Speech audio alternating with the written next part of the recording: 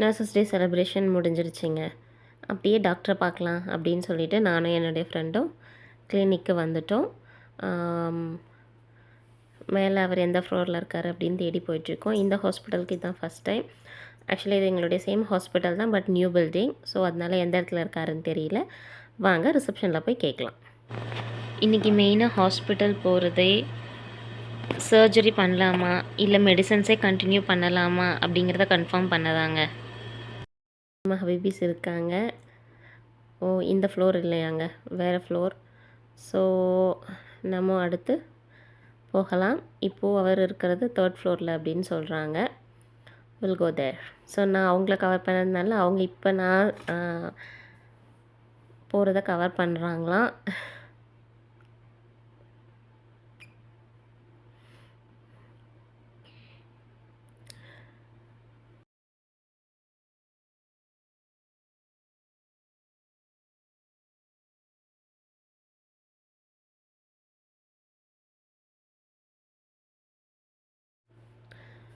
Second floor வந்திருக்கோங்க. அடுத்து அப்படியே 3rd ஃப்ளோர் போகலாம். ஆனால் இப்போ தான் யோசிக்கிறேன், அங்கே எலிவேட்டர் இருக்குது, அதை யூஸ் பண்ணாமல் நாங்கள் ஏன் எஸ்கலேட்டரில் போயிட்டுருக்கோம் ஒரு ஃப்ளோரான்னு எங்களுக்கே தெரியலை.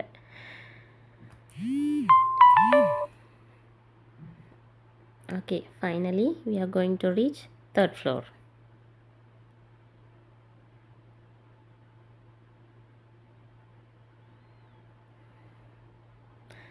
என்ன பூன்னு பார்க்குறீங்களா? நர்சஸ் டேலேருந்து சுட்டதுங்க.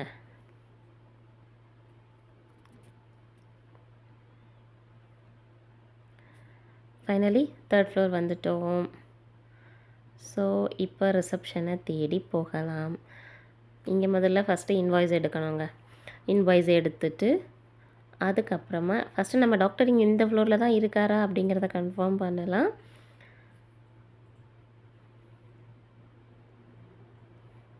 என்னடா ஹாஸ்பிட்டல் மாதிரி இல்லாமல் மால் மாதிரி இருக்குதுன்னு நினைக்கிறீங்களா? இங்கே அப்படி தாங்க, எல்லாமே ரொம்ப பெருசாக தான் வச்சுருக்காங்க. என்ன பண்ண, இப்படி டாக்டரை தேடி அலையிறதுலேயே நான் பாதி வெயிட்டு குறைஞ்சிருவேன் போல்.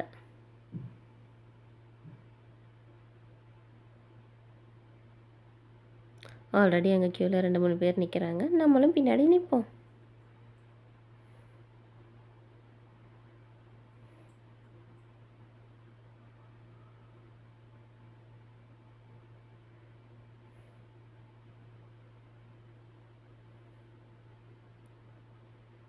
இதுக்கிடையில் எங்கள் டாக்டரை தேடினேன் பாடல் வேறு.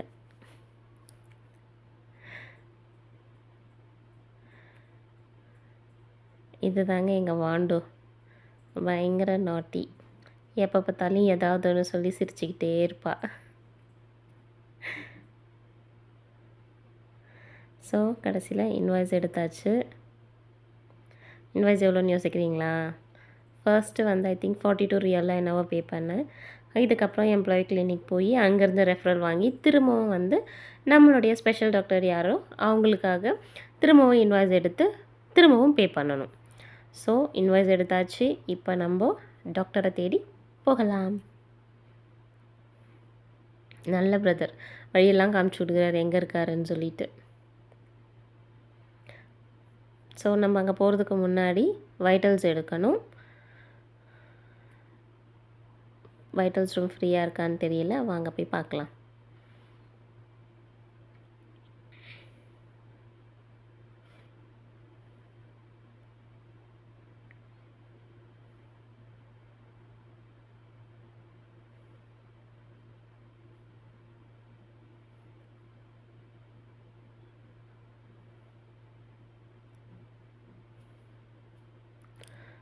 ஃபஸ்ட்டு நம்ம எம்ப்ளாயி கிளினிக் டாக்டரை பார்த்து ரெஃபரல் வாங்கினதுக்கப்புறம் வைட்டல்ஸ் எடுத்தால் போதுமாங்க. ஸோ அதனால் நேராக நம்ம எம்ப்ளாயி கிளினிக்கில் டாக்டரை பார்த்துட்டு வைட்டல்ஸ் எடுக்க வந்தாச்சுங்க. நம்ம சேச்சி இருந்தாங்க. ஸோ வைட்டல்ஸ் எடுத்தாச்சு. வைட்டல்ஸ் எடுத்துகிட்டு நம்ம அடுத்து நம்மளுடைய டாக்டர்ஸை பார்க்க போகலாம். திரும்பவும் இன்வாய்ஸ் எடுத்த வீடியோ கவர் பண்ண முடியலை. பட் சின்சியராக மேடம் நான் வைட்டல்ஸ் எடுக்கிறதெல்லாம் நின்று வீடியோ எடுத்துகிட்ருக்காங்க.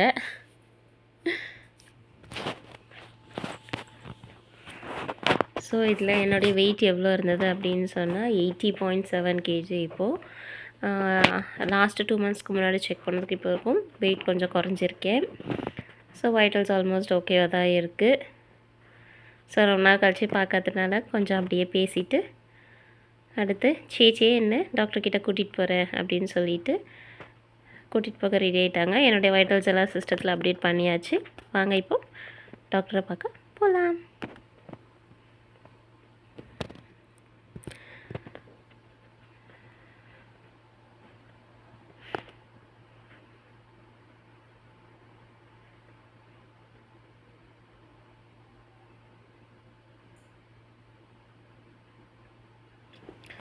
ஸோ டாக்டர் பார்க்க வந்துட்டோம்.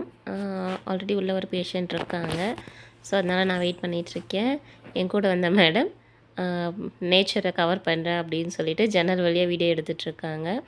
ஸோ நான் என்னுடைய டயபெட்டிக் சார்ட்டை தேடி எடுத்தாச்சு. இதில் தான் என்னுடைய சுகர்ஸ் எல்லாமே நான் மானிட்டர் பண்ணி வச்சுருக்கேன். ஸோ இதை பார்த்துட்டு என்ன சொல்ல போகிறான்னு தெரியலை. ஆனால் இந்த வயசில் டயபெட்டிக்கோட கஷ்டப்படுறது ரொம்ப கஷ்டங்க. ஸோ டாக்டரை பார்த்தாச்சு. பார்த்துட்டு திரும்பவும் கிளம்பிட்டோம். ஆக்சுவலாக நான் ஃபஸ்ட்டு போகும்போதே என்ன பண்ணுறது, மெடிசன்ஸே கண்டினியூ பண்ணலாமா இல்லை கேஸ்ட்ரிக் சர்ஜரி பண்ணலாமா அப்படின்னு யோசிச்சுக்கிட்டே தான் போனேன்.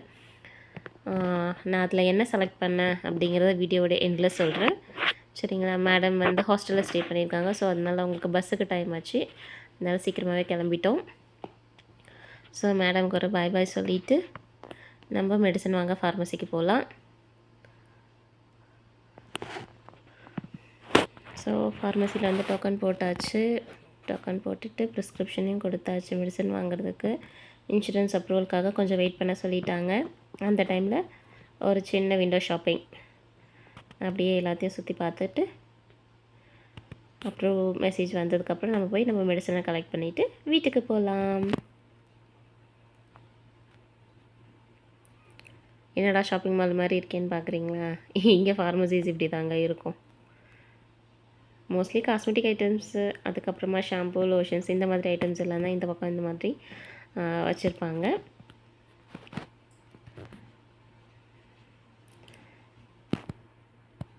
ஸோ மெடிசன் வாங்கியாச்சு. எல்லா மெடிசனும் கவர் ஆகலைங்க. ஸோ அதனால் என்னுடைய டேப்லெட்ஸ் மட்டும் வாங்கியாச்சு. நெக்ஸ்ட்டு ஃபாலோஅப்பில் பார்த்துக்கலாம் அப்படின்னு சொல்லிட்டாரு. டாக்டர்கிட்டையும் போய் பேசியாச்சு. லிஃப்ட்டுக்காக வெயிட் பண்ணிகிட்ருக்கோம். ஸோ ஃபைனலி நான் என்ன டிசைட் பண்ணேன் அப்படின்னு சொன்னேன், டாக்டருடைய கன்சல்டேஷன் படி சர்ஜரி வேண்டாம், கேஸ்ட்ரிக் ஸ்லீவ் எல்லாம் பண்ண வேண்டாம்ப்பா, நிறைய காம்ப்ளிகேஷன்ஸ் இருக்குது. ஸோ நீ மெடிசன் ப்ளஸ் டயட்லேயே வந்து வெயிட் லாஸ் பண்ண ட்ரை பண்ணு, கண்டிப்பாக டயபெட்டிக் கண்ட்ரோல் ஆகிடும் அப்படின்னு சொல்லியிருக்காங்க. ஸோ அதனால் கூடிய சீக்கிரம் நம்ம வெயிட் லாஸ் ஜர்னியை ஸ்டார்ட் பண்ண போகிறோம். அடுத்த வீடியோவில் பார்க்கலாம். இந்த வீடியோ உங்களுக்கு பிடிச்சிருந்ததுன்னா மறக்காமல் வீடியோக்கு லைக் பண்ணுங்கள், கமெண்ட் பண்ணுங்கள், உங்கள் ஃப்ரெண்ட்ஸ் அண்ட் ஃபேமிலிக்கு ஷேர் பண்ணுங்கள். தேங்க்ஸ் ஃபார் வாட்சிங் கைஸ். Bye bye.